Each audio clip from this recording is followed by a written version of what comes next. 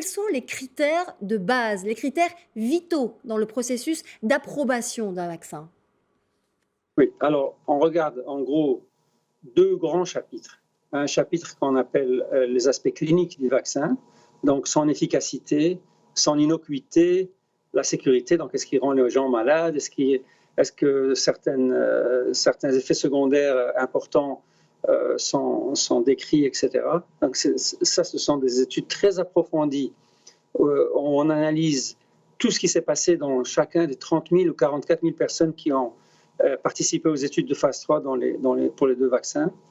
Et le deuxième chapitre, c'est un chapitre pour la manufacture, il est très très technique, pour la manufacture du vaccin, où on regarde est-ce que chaque dose du vaccin, de la première à la 100 millionième par exemple, sont identiques.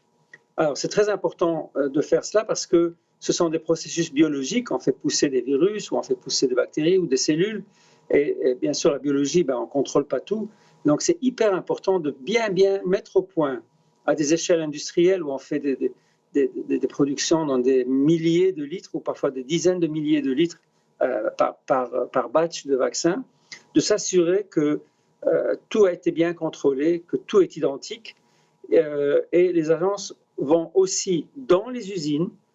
inspecter que l'usine fonctionne effectivement comme il faut, respecte toutes les règles de stérilité,